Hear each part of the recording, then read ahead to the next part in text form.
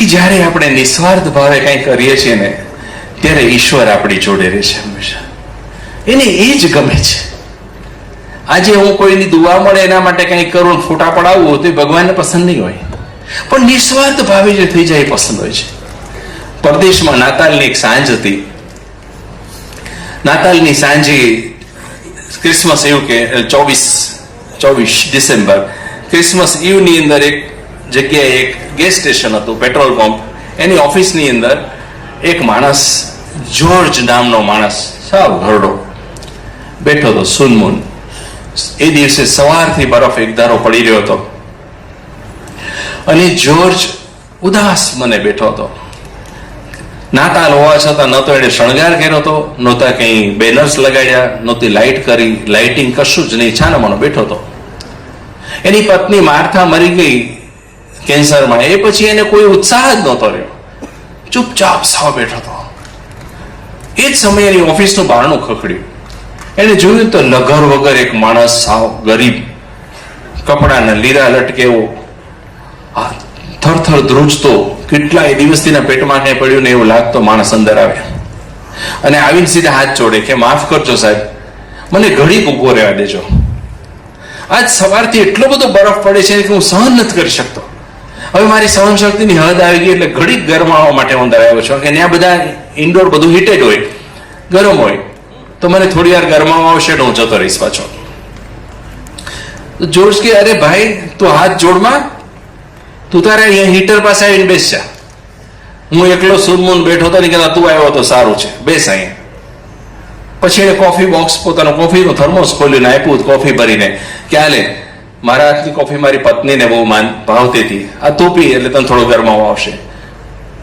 ઓલા કોફીનો મગ હાથમાં લીધો, જોર ઉભો થઈને અંદર ગયો. એને સાંજે જમવા માટે જે સેન્ડવિચનો ઓર્ડર કરેલો એ સેન્ડવિચનું પડીકું લઈને પાછો આવ્યો કે આ તું સેન્ડવિચ ખાઈ લે, મને ભૂખ નથી લાગી. મને આજ માર્થા એટલી બધી યાદ આવે છે કે મને ભૂખ જ નથી, હું કઈ જમવાનું નથી આજે. તો તારા પેટમાં કંઈક પડશે તો તને જલ્દી ગરમાવા આવશે, લઈ લે ભાઈ. એટલે એને સેન્ડવિચ આપી. ઓલો સેન્ડવિચ ને કોફી ને ન્યાય આપતો હતો, ત્યાં બહાર બેલ વાગી. એનો નિયમ ત્યાં એ લોકોએ રચના કરી હતી કે ડ્રાઈવેમાં જયારે કોઈ કાર બહાર નવું વાહન આવે એટલે બેલ વાગે ને અંદર બેઠેલા માણસને ખબર પડે કે કોઈ વાહન નવું આવ્યું, એટલે એને એટેન્ડ કરવાનું છે. એટલે જોર્જ ઉભો થયેલો કે જો ભાઈ તું બેસ છે, તારે બેસવું હોય ત્યાં સુધી બેસ છે, કાલ સવાર સુધી રહેવું તો કાલ સવાર સુધી રહેજે, ઉભો થઈને જતો નહીં, હું બહાર એક ગાડી આવી ને એટેન્ડ કરતો હોઉં. જોર્જ બહાર ગયો. બહાર જઈને જોઈ ને તો એક કાર ઉભી હોય, એના બોનેટમાંથી ધુવાડો નીકળતો હોય. એના ડ્રાઈવરની સીટ પર બેઠેલો માણસ કે ભાઈ તમે મને મદદ કરી શકશો ખરા? તો શું મદદ જોઈએ છે? તો જો મારી પત્ની છે ને એ પ્રેગ્નન્ટ છે, એને પ્રસૂતિનો દુખાવાની શરૂઆત થઈ ગઈ છે અને મારી કાર બગડી છે અને કિલોમીટરમાં 15-20 કિલોમીટર દૂર જવાનું છે. અત્યારે આપણા વિસ્તારમાં તો ટેક્સી પણ નથી મળતી, તમારી પાસે ફોન છે ખરો? તો હું એમ્બ્યુલન્સ બોલાવી લઉં. હવે 1981-82 ની વાત છે. ત્યારે તો મોબાઈલ નહોતા, પરદેશમાં નહોતા, ત્યાં 85 પછી આવ્યા. એટલે પેલો કે જો ભાઈ તારું બોનેટ ખોલીને જોઈજો, શું તકલીફ છે જો પછી તને કહું. જોર્જ બોનેટ ખોલે છે તો રેડિએટર લીક થતું હતું. તો ભાઈ જો તારું રેડિએટર ગયું છે, ગાડી તો નહીં ચાલે, અને રેડિએટર ઠંડુ ન થાય ત્યાં સુધી હું ખોલીને જોઈ નહીં શકું ગ્રીલ કે અંદર ક્યાં તકલીફ છે, એટલે રિપેરિંગમાં વાર લાગશે. તો હવે હું શું કરીશ? તમારો ફોન ચાલશે? તો કે ફોન સવારથી બંધ છે, બરફ એટલો બધો પડે છે એટલે. અને તારી વાત સાચી છે કે અહીં ટેક્સી પણ નથી મળતી, એટલે એમ્બ્યુલન્સને બોલાવવાનો કોઈ ઉપાય જ નથી. તો કે પેલા માણસ તમને કંઈક તો મદદ કરો. તો કે એક કામ થઈ શકે. તો કે શું? કે મારી પાસે મારો ટ્રક પડ્યો છે મારા ગેરેજમાં, એ તું લઈ જા. ને અમે તારી કારના ટાયર તો સાવ ગયેલા છે, વિન્ટર ટાયર નથી, સમર ટાયર છે. વિન્ટર ટાયર ને સમર ટાયર ત્યાં પ્રદેશ ગયા છે બધાને ખબર હશે કે અલગ હોય. વિન્ટર ટાયર સોફ્ટ હોય, એની અંદર ગ્રુઝ વધારે હોય અને ટ્રેક્સ વધારે ઊંડા હોય, જેથી કરીને બરફમાં સ્કીડ ન થઈ જાય. આપણા ટાયર જે સમર ટાયર હોય એ લસરી જાય અને પકડ ન બનાવી શકે. કે અમે તારા વિન્ટર ટાયર નથી એટલે તારું ગાડી ગમીને એક્સિડન્ટ થઈ જવું છે, ચાલશે નહીં આ. તો મારા ટ્રકમાં એ છે, તું લઈ જા. એટલે જોર્જ એને ત્યાં ઉભો રાખીને પાછળ જઈને ટ્રક લઈ આવો. ઓલો આભાર માનવા જતો કે આભાર નહીં માન, તારી પત્નીને પેલા બેસાડ, સમય નથી. એ બે જણા એવું જ કે તેની પત્નીને ટ્રકમાં મૂકી, ઓલા માણસે મારી મૂકી ટ્રક. એટલે જોર્જ કે હાશ. હવે અંદર ગયો પાછો. જઈને કે ઓલા કે તું બેસજો, તું ક્યાંય જતો નહીં. તો જોયું તો ઓલો માણસ ગાયબ. સેન્ડવિચ ને કોફી વાળો ક્યાંય જતો રહ્યો તો આટલી વારમાં. તો કશે જ્યાં ગયો ત્યાં એના પેટમાં કંઈક પડ્યું ને અને ભગવાન એને આશરો આપે સાંજનો, એવું બોલીને જોર્જ પાછો બહાર આવ્યો. અને ઓલા માણસનું રેડિયેટર આટલી વારમાં ઠરી ગયું હતું, કે માઇનસમાં ટેમ્પરેચર ઠરતા વાર ન લાગે. રેડિયેટર ખોલીને ગ્રીલ કાઢીને જોયું તો રેડિયેટર સારું હતું, પણ નીચેની હોઝ પાઇપ આવે. ગાડીવાળા બધાને ખ્યાલ છે, નીચે એક પાઇપ આવે જેની અંદરથી પેલું પ્રવાહી ફરતું હોય, એટલે એને હોઝ પાઇપ તૂટી ગઈ હતી. એને હોઝ પાઇપ બદલી નાખી, ગાડી શરૂ થઈ ગઈ. પણ ગાડી શરૂ થઈ ગઈ પછી આને વિચાર આવ્યો જોર્જને કે જો આ ટાયર લઈને ઓલો માણસ પાછો જશે તો રસ્તામાં એક્સિડન્ટ થશે. એટલે એને જોયું કે એની પત્ની માર્થાની કાર તો એમને પડી હતી, વર્ષોથી કોઈ વાપરતો નથી, એના ટાયર સાવ નવા હતા. એટલે કે આના ટાયર બદલી આપું ને તો આ માણસને જતા તકલીફ ન પડે. એટલી પાછળ એના ગેરેજમાં કારને લઈ ગયો, 4 ટાયર બદલી નાખ્યા, નવા ટાયર નાખી દીધા. એ જ સમયે ગોળી છૂટવાનો અવાજ આવ્યો અને કોઈની ચીસ સંભળાઈ. એટલે દોડતો બહાર આવ્યો. બહાર આવીને જોયું તો એક પોલીસ ઓફિસર એના ગેસ સ્ટેશનના પેલા ગ્રાઉન્ડમાં જ પડ્યો હતો. એના ડાબા ખભામાં ગોળી વાગી હતી, લોહી નીકળતું હતું. એને કીધું, gentleman, food you please help me? તો જોર્જ કે હા, કઈ વાંધો નહીં. જોર્જ પેલા લશ્કરમાં કામ કરતો હશે એટલે એને ખભો આપીને અંદર લીધો પોતાના રૂમમાં, ઓફિસમાં. અને પછી એને લશ્કરી ટ્રેનિંગ યાદ હતી કે સૌથી પહેલા એને લોહી વહેતો અટકાવવું જોઈએ. એટલે એને નેપકિનની ગળી કરી એની પર ડક ટેપ મારી દીધી, પ્રેશર બેન્ડેજ આપી દીધો, એટલે લોહી નીકળતું બંધ થઈ ગયું. એટલે ઓફિસરને કે ઓફિસરને દુખાવો બહુ થાય છે? તો ઓફિસર કે યસ. એટલે પોતે જે પીઠના દુખાવા માટે ગોળી લેતો હતો એ ગોળી એને આપી. ઓફિસરને સારું લાગ્યું. પછી એટલે થર્મોસમાં જો 1 કપ કોફી હજી વધી, તમે આ ગરમ કોફી પીવો, તમને સારું લાગશે. તો ઓફિસર કે નહીં ભાઈ, તું મને આશરો નહીં આપ. આ કે જે માણસે મારી પર ગોળી છોડી છે એનો ચહેરો મેં જોઈ લીધો છે, એટલે હવે એ મને મારી નાખવા જ પ્રયત્ન કરશે.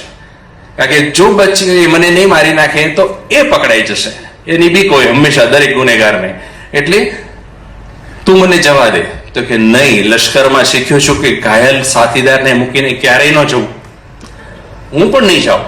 તમે એક કામ કરો, અહીં આરામ કરો અને થોડી વાર પછી મને તમારો કોડ ને ફ્રીક્વન્સી કહો તો તમારી ગાડીમાં ડેશબોર્ડમાં જે વોકી ટોકી લાગેલું હોય વાયરલેસ હતું ત્યારે એનેથી હું તમારા સાથીઓને સંદેશ આપી દઉં. એટલે વોકી ટોકીનો બધો કોડ ને ફ્રીક્વન્સી પૂછીને બહાર ગયો તો નિરાશ થઈ ગયો. કારણ કે ઓલાની ગોળી ડેશબોર્ડ ને વિંધીને વહી ગઈ હતી, એટલે વાયરલેસ એ નકામું થઈ ગયું હતું ગાડીનું. પાછો આવે જોર્જ કે મારું વાયરલેસ એ ખરાબ થઈ ગયું છે, આપણે સંદેશો તો નહીં મોકલી શકીએ. ત્યાં બારણું ખોલે અને એક માણસ આવે હાથમાં બંદૂક લઈને અને કે કઈ ડોસા જોર્જને કે તારી પાસે જેટલી કેશ હોય એટલી આપી દે. તો ભાઈ તું બંદૂક નીચે મૂકી દે. આજે 24 ડિસેમ્બર છે, ક્રિસમસ ઇવ છે, જરાય બિઝનેસ નથી થયો. હું તને કેવી રીતે પૈસા આપું? મારી પાસે પૈસા જ નથી. ત્યાં ઓલો પોલીસ ઓફિસર જોયે કે આણે જ મને ગોળી મારેલી, એટલે ઓલો બંદૂક એની સામે ચીંધે. એટલે જોર્જ વચ્ચે ઉભો રહી જાય. એ કે બંદૂક 2 જણા નીચે મૂકી દો. ઓલા પોલીસ ઓફિસરે પોતાની ગન કાઢી તો કે 2 જણા બંદૂક મૂકી દો. આજ સુધી ગનથી કોઈને ફાયદો થયો નથી. કોઈને લાગી જશે, બીજાને તકલીફ થશે. અને ઓલા માણસે કે તું મૂકી દે, પણ મારા ખિસ્સામાં કેશ બોક્સમાં કઈ નથી, તું જોઈ લે. ઓલાએ જોયું કેશ બોક્સ ખાલી હતું, પણ કે મારા ખિસ્સામાં $150 પડ્યા છે. એ સમયના 182-83 તું લઈ જા, તારું બધું કામ થઈ જશે, તારે જોતા હશે પૈસા મળી જશે. એટલે ઓલા $150 લેવા હાથ લાંબો કર્યો. હવે જોર તો લશ્કરમાં ટ્રેન થયેલો, એટલે એને ગલોટીઓ ખવડાવી દે, બંદૂક આંચકી લે. એટલે ઓલો નીચે બેસીને રડવા માંડે કે મને ન આવડ્યું ને આવું કરતા, કારણ કે હું પ્રોફેશનલ ગુંડો થોડો છું. મેં આજે બંદૂક એટલા માટે પકડી હતી કે મારી પત્નીને ગિફ્ટ જોઈ છે ક્રિસમસની, મારા દીકરાને ભેટ જોઈ છે, એને નવા નવા રમકડા જોઈ છે. ગઈકાલે મારી કાર બેંકમાં હપ્તા નો ભરાય એટલે બેંક વાળા જપ્ત કરી ગયા છે. આવતીકાલે છેલ્લો દિવસ છે, કાલ સાંજે મારે ઘર પણ છોડી દેવાનું છે, હું રેન્ટ નથી ભરી શક્યો. મારી નોકરી છૂટી ગઈ છે, પૈસો એક નથી, એટલે મેં આ બંદૂક હાથમાં ઉઠાવી છે. બાકી આ કામ તો મને નથી ગમતું. જોર્જ કે ભલા માણસ એવું હોય કઈ? બંદૂક એનો ઉપાય થોડો છે, દરેક વસ્તુનો રસ્તો હોય. ત્યારે પેલો કે તમને શું રસ્તો દેખાય છે? તો કે હું જ તને કામે રાખું, ચાલ કાલથી આવીશ, મારે એક માણસની જરૂર છે, તું આજથી મારી નોકરીએ. તો ઓલો કે હા હું ચોક્કસ આવીશ. હજી આ વાતચીત ચાલે છે ત્યાં તો બધા પોલીસ ઓફિસર ત્યાં આવી ગયા. ઓલા ઘાયલ ઓફિસર હતો એનું નામ ચક હતું, એટલે એને કીધું કે ચક તું અહીં કેવી રીતે, તું જવાબ કેમ નથી આપતો? તો કે મને ગોળી વાગી છે. એટલે બાકી બધા પોલીસ ઓફિસર કે કોણે ગોળી મારી? જોર્જનું હૃદય બેસી ગયું કે હમણાં ઓલો કે છે કે આણે મારી તો આ માણસ પાછો ગુનેગાર બની જશે. એને છોડાવવાની, સારી જિંદગી આપવાની તો કોશિશ કરતો હતો. તો પોલીસ ઓફિસર કે છે કે મને ખબર નથી, મેં એનો ચહેરો નથી જોયો. એટલે ઓલા બધા તરત જ કે આ કોણ છે? તો કે આ ગેસ સ્ટેશનનો માલિક છે જોર્જ, અને એને ત્યાં કામ કરે છે. એટલે બધા પૂછતાછ ન કરે. અને પેરામેડિક્સ બધું એમ્બ્યુલન્સમાં બધી વસ્તુ લેવા ગયા ત્યારે ઓલો જેને ગોળી છોડી હતી ને એ માણસ પોલીસ ઓફિસરને પૂછે કે સાહેબ તમે મારું નામ કેમ ન દીધું? ત્યારે પેલો પોલીસ ઓફિસર કે આ ફરિશ્તા જેવો જોર્જ જે છે એ નિસ્વાર્થ ભાવે કંઈ નથી છતાં તને સારું જીવન આપવાની કોશિશ કરી રહ્યો છે, તો હું શું કામ તેને કાયમ માટે ગુંડો બનાવું? એના પરથી શીખીને મેં કીધું કર્યું છે. એટલે પોલીસ પેરામેડિક્સ એમ્બ્યુલન્સ લઈ જાય અને એવડો પૂછે છે ચક કે તમે મને કેવી રીતે શોધો છો? કે જીપીએસ લોકેટર તારે ગાડી ફિટ કરેલ છે, એની પરથી અમે અહીં આવ્યા છીએ. એટલે એને એટલે ખબર પડી, સંદેશો તો મોકલાવી ન શક્યો. ચકને લઈ ગયા ઓફિસરને. પછી ઓલો જોર્જ કે છે પેલા માણસને કે ભાઈ ચાલ તારો પ્રોબ્લેમ એ સોલ્વ કરીએ. અંદર જઈને બે મોટા બોક્સ લઈ આવે, એક નાનું બોક્સ લઈ આવે.